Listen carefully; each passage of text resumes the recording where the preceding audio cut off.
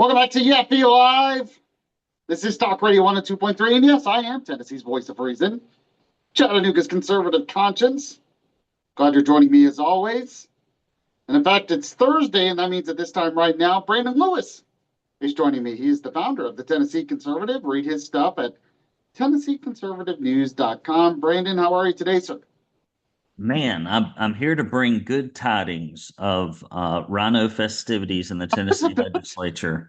I was about to say, looking at the lineup today, I did not see many good tidings, but now I understand where you were going with that.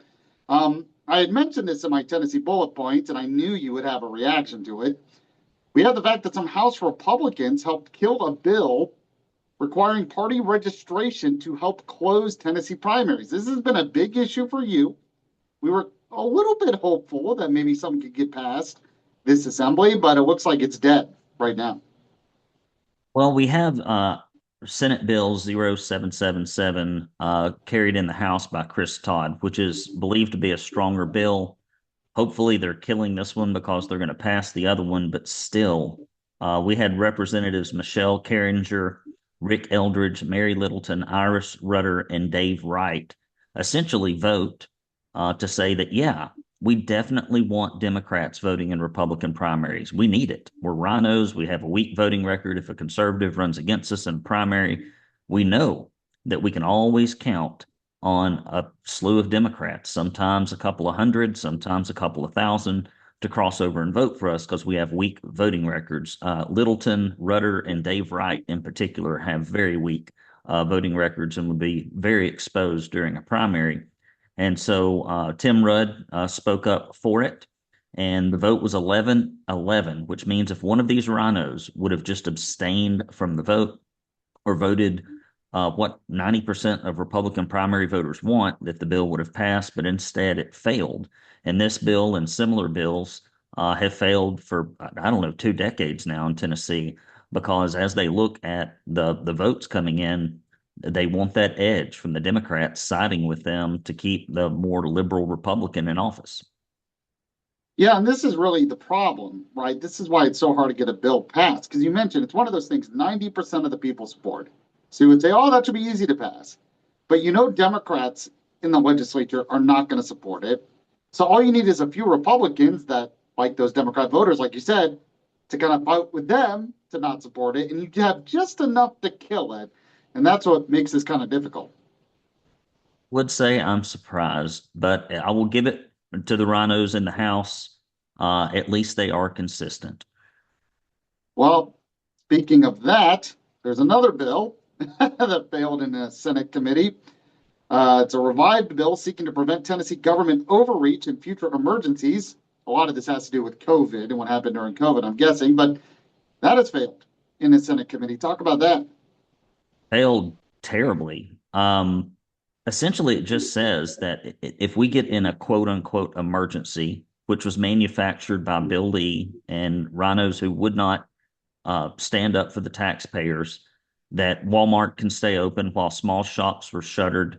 I think it was somewhere around 30 some odd percent ultimately of Tennessee small businesses went out of business during COVID because a Jeez. small business can't afford to shut down for 3, 6, 9 months and have all these regulations on them. But Right. Republicans Todd Gardenhire, Tom Hatcher, Ed Jackson, Adam Lowe, Paige Wally, and Richard Briggs all say, sure, shut them down. There are some people that we're going to deem essential in a quote unquote emergency. We were told by Republicans during COVID that the masks work, the vaccines stop transmission, that 6 feet was definitely a real thing. And kids need to be at home, and churches need to be shut down, and Thanksgiving needed to be canceled by executive order. And these are the same people that allowed that to happen. And it just baffles me. I think if our founding fathers were here, they would have strung them up on the Liberty Tree. But we have, in our country and in our state, we have lost our grit and our awareness of what our government is doing. And I can think of no better example of thumbing the nose at hardworking small business owners and even people that just work in businesses that they think, oh, that's not essential. But it always amazes me that when these emergencies happen, the government always gets a paycheck. They're never deemed Mhm. non-essential, but it's the taxpayers that continually suffer. So this is another canary in the coal mine that Tennessee Republicans need to wake up and make sure that we start sending conservatives that share their values to the legislature instead of people like this. Yeah, and I see in a report here that one of the people voting against it, Sheehan, stated that the legislation could unintentionally jeopardize the legality of emergency protective orders, including shelter in place, curfew, and evacuation orders that are essential in protecting lives and property during emergencies. So, what do you think about her response? I would say, and it's funny, these RINOs will listen to government employees that come in from agencies to kill conservative bills with bated breath, but they ignore the pleas of the constituency back in the district. And it's primarily because, leadership is funded in our state almost 90 some odd percent by special interests that are outside of the district. And so these folks that are in leadership that sit on these committees don't have to get a dollar from their constituents back in their district in order to fund their campaigns. And so there's this circular disconnect between voters and between the people they send to elect and how they vote, and it primarily goes back to the money. And so it is amazing that the government will serve itself, it will serve special interests, but when it comes to serving the constituents, they're typically the last in line if they're thought of at all. Well, I'll try to get some of those lawmakers on and see what they say. What I'm guessing You is should, yeah, Todd Gardenhire in particular, you should ask him why he thinks Democrats should be voting in Republican primaries and why he thinks certain people should be singled out. I mean, he's in your listening audience. Many of you out there listening have him as your representative in the Senate, and he has long since needed to go. Yeah, I'm guessing the response I'll hear when it comes to the emergency powers is that it was too broad, is usually what they'll say. So, but we'll see. We'll see what happens there. Got another story here about a bill to lower the standard in Tennessee for the use of deadly force. This is in protecting property advance, and the bill is advanced in the House and the Senate. Talk about this. Where do you stand on this bill? I think it's pretty good. I think anytime a state, and we've seen study after study that shows this, when criminals know that the populace is armed, when the criminals know that the criminal justice system sides with law-abiding citizens more so than protecting criminals, they tend to take their criminal activity elsewhere. Had lots of friends that worked in the Georgia judiciary over the years that were attorneys, both as prosecutors and public defenders. And they say that every criminal in North Georgia knows that the best place to go commit a property crime or any other type of crime is across the line in Hamilton County, because it is very much catch and release in this county, where they will not do it because they'll end up in state prison in Georgia. And Joey Hensley and Kit Capley brought this bill, and it's to prevent or terminate the other's actual or attempted trespass. That's pretty good. Arson, damage to property, damage to livestock, burglary, theft, robbery, aggravated cruelty to animals. And it essentially just says that if you don't think you can stop them any other way, and if you think that you're going to, incur bodily harm, you can use deadly force. And so I think going back to the old days of if you don't own it, probably best not to wander on it. And if you've got mischief on your mind, you may come home with, and instead of a bag full of goodies, you may come home, with the wind whistling through you if you make it home at all. And so I'm all for bills that give property owners the right to defend their house and home. Yeah, and I think it's going to get more and more support for the reasons you cited, that we can't just allow criminals to just take over property like that. I mean, it just can't be allowed. Then there needs to be a deterrent. So I tend to agree with you. By the way, it's funny. I live in northern Georgia right now. I'd come over and work in Tennessee, and Max, my producer, is always trying to talk me into moving to Tennessee.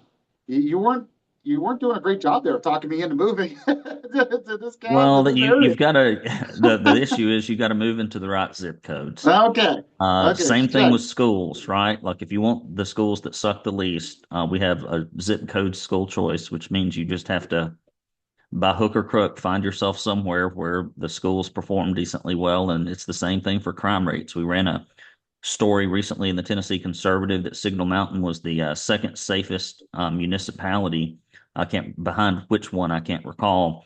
And that's one of the reasons that after years of living off Brainerd Road, where crime is rampant and quality of life is not policed, that we moved, not because we wanted to, not because we didn't love our community, but because the leaders in our area just decided that the panhandlers and the drug dealers and everyone else, like they have more of a free reign than the taxpayers off the mountain, and so that's one reason we relocated. Yeah, okay. I don't blame you there. I'm speaking with Brandon Lewis. He is the founder of the Tennessee Conservative. Something we've been talking about the last few weeks, been a big issue in the legislature, immigration. And there are still a slate of immigration bills that continue to march through the Tennessee legislature. You don't have to necessarily go over all of these. There's a lot, but what do you think about this? So a few good ones. There's a bill that stipulates that the sheriffs must participate in the 287G programs with ICE for handling and detaining people, and that is great if they have an immigration detainer or can't prove their citizenship. There's another one that criminalizes illegal immigrants found in Tennessee that has a deportation order, one that prohibits illegal aliens from operating commercial vehicles we've talked about in the past. If you're a political agent acting on behalf of foreign adversaries, you have to register with the state. And foreign adversaries can't purchase land in Tennessee. And finally, it requires a judge's cooperation with federal authorities when enforcing illegal immigration laws to stop rogue judges in Tennessee and places like Memphis where they're cracking down on crime. And the justice system tries to impede that good work. So we've got some promising things that are moving through the legislature. Most of them are in response to bad things that have already happened and not very preventative. But with these guys up in the legislature on illegal immigration, if they take a baby step, you got to throw a party. And so we're glad to see them doing it. So this next story I want to talk about, I love this actually. The Tennessee Senate is allowing lawsuits over transgender coercion. So the Tennessee Senate passed legislation Monday allowing patients to sue their doctor for coercing them into seeking gender reassignment some 30 years after treatment.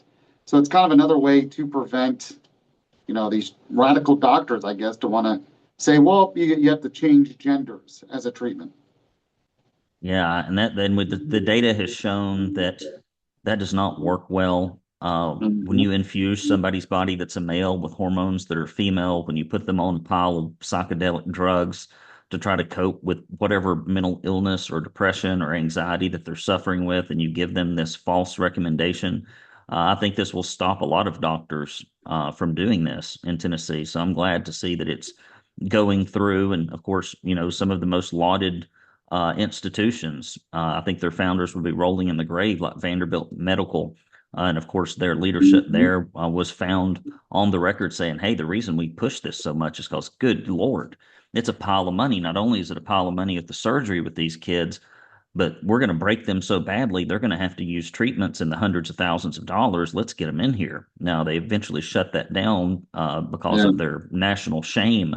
But there's an evil lurking in Tennessee relative to this, and I'm glad to see laws like this passing to try to snuff it out. Yeah, I have heard that basically what's really going to be the tipping point with a lot of this, and we've already seen it, are the lawsuits, that we're going to see a lot more people who went through the so-called treatments and were just more damaged. And they were recommended all this by doctors. So you're going to see a lot of lawsuits of people regretting the decision, especially if they were coerced into it when they were kids. And then that's been one of Yeah. the problems. So I think, That's yeah, it's bad and yeah, it's bad enough when somebody gets to an age of consent and they make these terrible decisions of their own volition.